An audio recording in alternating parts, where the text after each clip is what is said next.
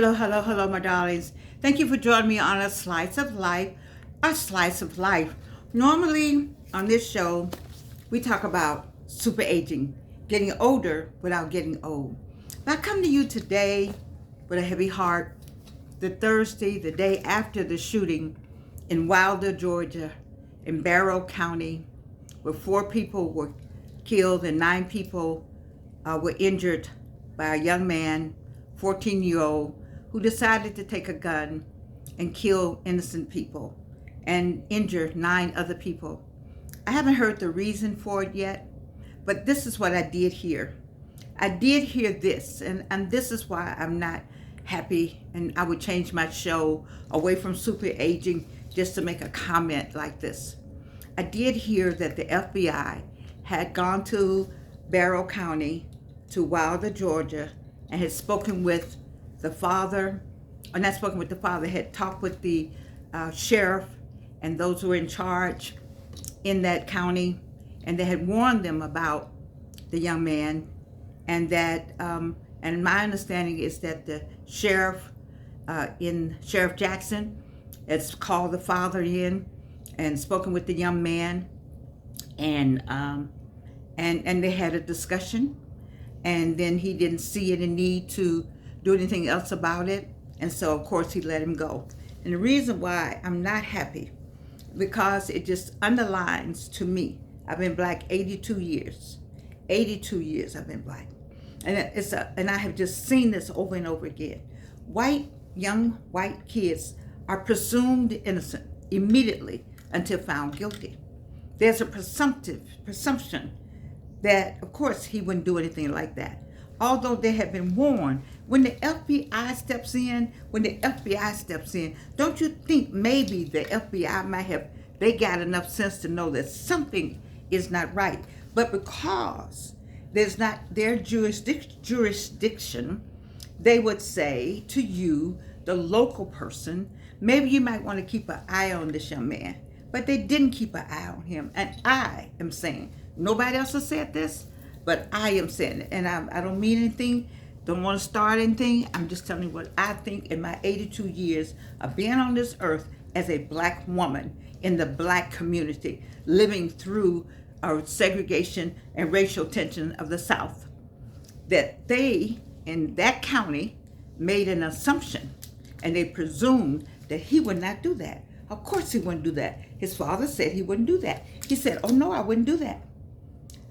If it had been my black nephew or your black child, and the FBI had come to the home and come to your county and talk to somebody about you, do you really think they would have said, oh no, I wouldn't do that. Oh no, I couldn't do that. No, they would not have. No, they would not have, and I will stand on that with anybody, because we are not presumed innocent. How many black men were hung? Let's talk about Emmett Till.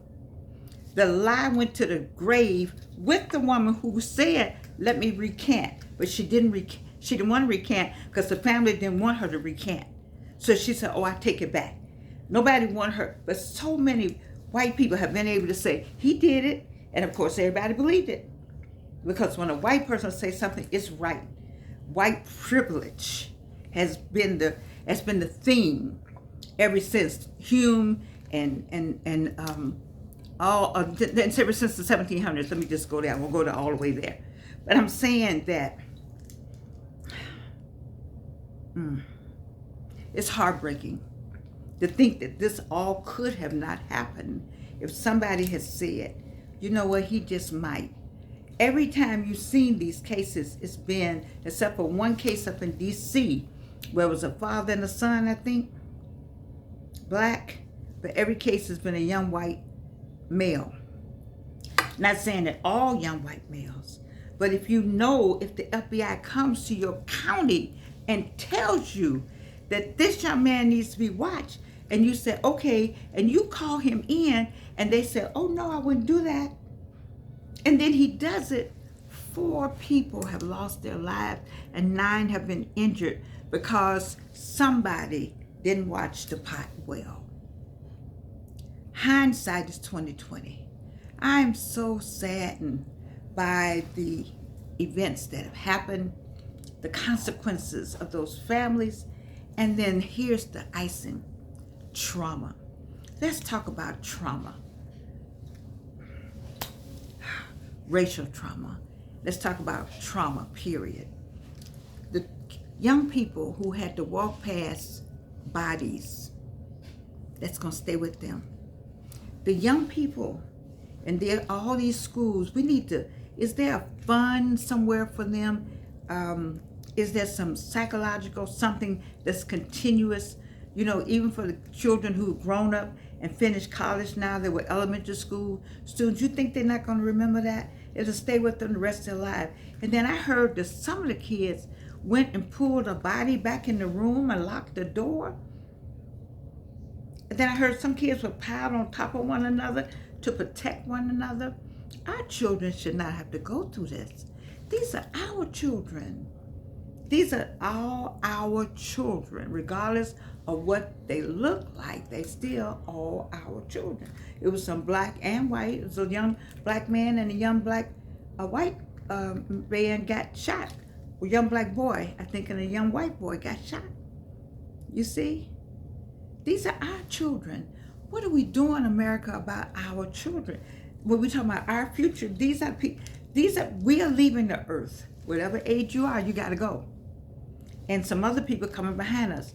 The earth is a recycling here.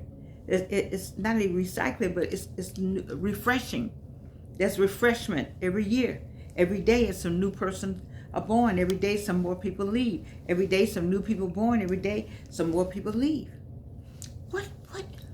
That's heartbreaking to me.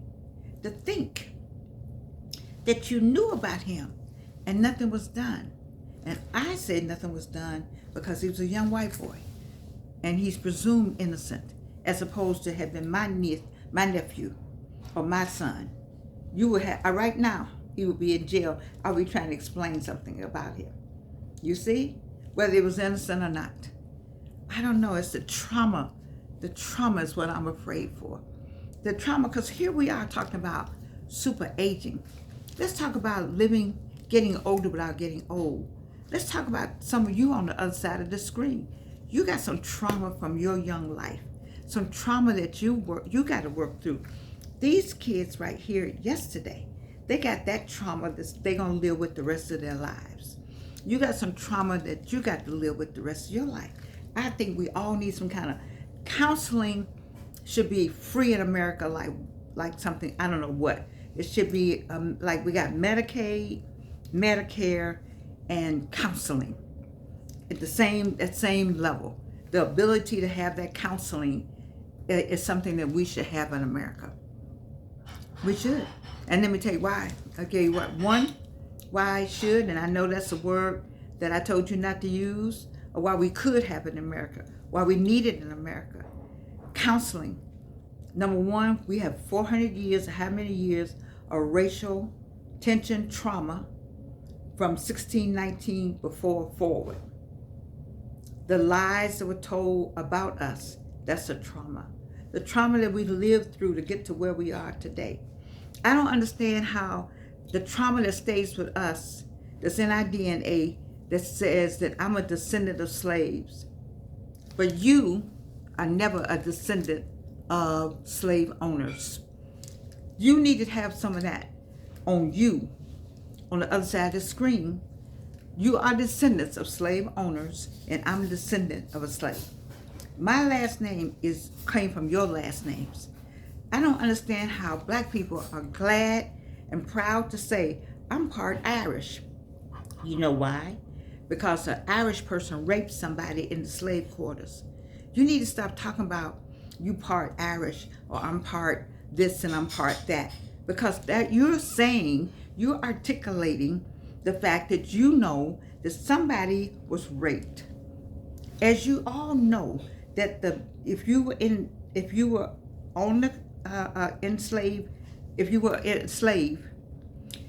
enslaved, then any white person could come and sleep with you. You had no rights as a woman. Nobody wants to talk about that, but the problem is that we don't want to tell the truth so we can help the future. If we would be honest about what happened then, what's happening now, then we may have been able to save what happened yesterday from happening, because we wouldn't have had that presumptive feeling, or that presumption that all white is innocent until proven guilty. If you have the FBI come in and tell you, then you would think, let me watch him. But you don't want to watch him because he one of us. You see, but we need to get some truth out. You talking about now? If you talking about we don't want to get the truth out because you'll be asking for reparation. You can't pay back all that has happened to me as a black woman at 82. You can't pay me back for that. So you, whatever money you gave the Japanese money. Why you don't want to give me any? But regardless of the reparation thing, the whole thing is, if healing comes with truth. We cannot heal in America. We just haven't healed. How are we going to heal if we don't tell the truth? You, white people, are descendants of slave masters. You in Alabama, Arkansas, all them states, descendants of slave masters. You know our last names are not our last name. And quit bragging about your Irish or your Scot or all that you want to talk about and you from the South. Quit talking about that. Because all you're saying is that somebody white came into the slave quarters and asked the man to leave. He could be sleeping with his wife, what he called a wife, and he would be asked to leave. Let me tell you the best movie, Whoopi Goldberg and Oprah Winfrey. They may not even remember these movies. They may not remember. This movie is called Unchained Memories. Go and find the movie Unchained Memories. And if you can't read, if you can't have a book in the school, maybe you could have a movie in the school. I want my white friends that's on the other side of the screen, I want you to go and get the movie. Look online for Unchained, like Unchained Memories. Whoopi Goldberg, and sit by yourself maybe and watch it. It's an hour or something long. You watch everything else, watch this. And get thee thine own understanding of what happened was. Now all that was incorrect, but I'm going to say it again, Reno, for the people in the back. Get thee thy own understand what happened. You need to know, and quit acting like you don't know anything about being descendants of slave masters, because you are. You are. You are. You say I didn't have nothing to do with that. Then don't make me. Then what you make? Why am I still being punished then? Why I can't be a person? Why I got to go get rules set up for me to vote? I have to go get rules set up if I can go to college. Why I got to have a certain set of rules and regulations? Because you still punishing me because I cannot hide this. I didn't ask for it. And I can't hide it.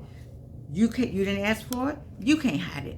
But I got to show mine. I don't have to admit. You see my black face coming, you automatically got things about me. I see your white face coming, I automatically got stuff about you. But I never think about you as the slave master, but you always think about me as the slave.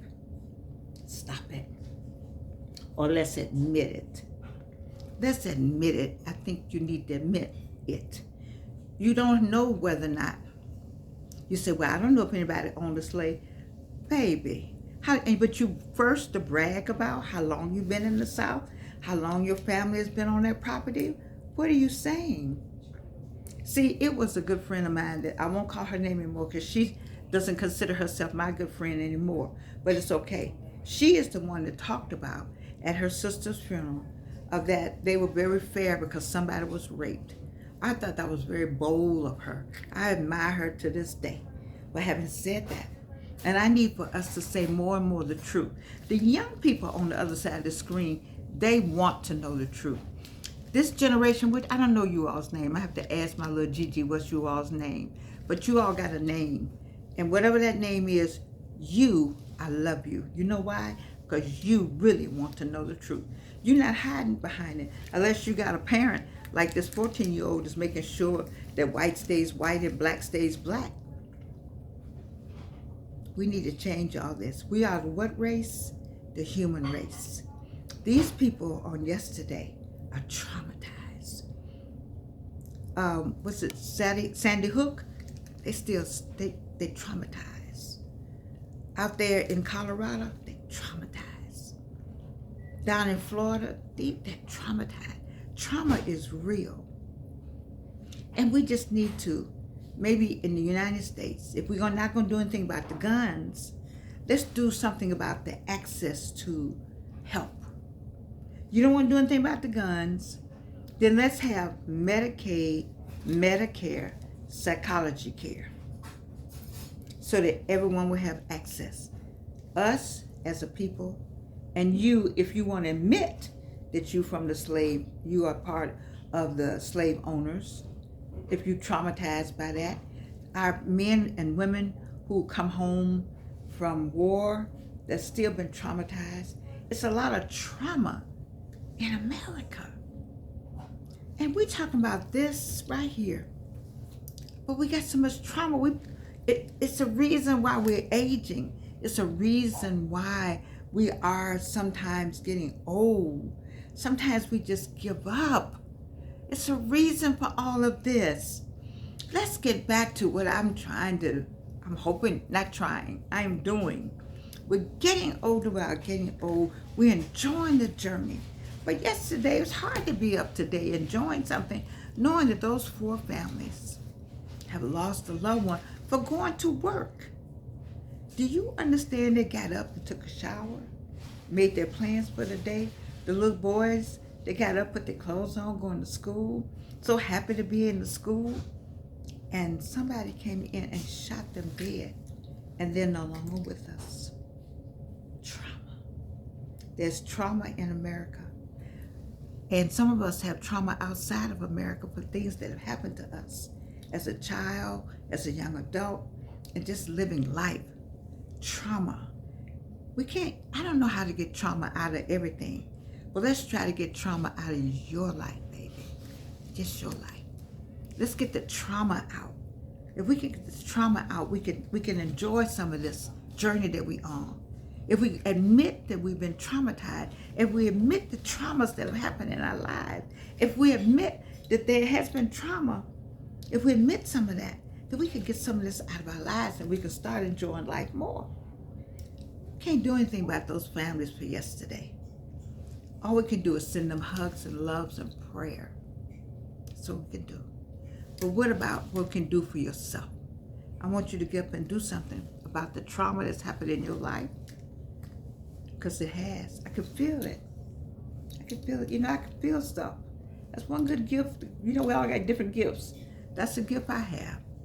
I can feel it through the screen. And I need for you to stop, take a minute. Let's find some help. If you know somebody that's even close to like this little kid, it's all out there on the internet. Go find some help for them before they do something else. Go find some help for yourself before you do something that you don't need to be doing. We all make mistakes. When I point that finger, that thumb comes back at me. I don't have the right to point the finger at anybody, because when I point that finger at you, baby, where's the thumb going back to me? You think I haven't done some stuff? I can't. You think I haven't been traumatized? I got some trauma too. That's when I realized it early. One day something came to me. I said, whoa. I said, something happened to me. Whoa. You know how you block stuff out? And it came back to me what happened. I was like, whoa. I had to work on that. You think it's not here? Yeah. It's here. That's why I can talk to you all about it. That's why it's important that we have that self-love and that we take care of ourselves. We have God in our lives. And we work very hard to get to where I'm trying to get you, which is what? Super aging, baby. Getting older without getting old. I love you. I do. And you can't do anything about it. Let's pray for those families. Amen.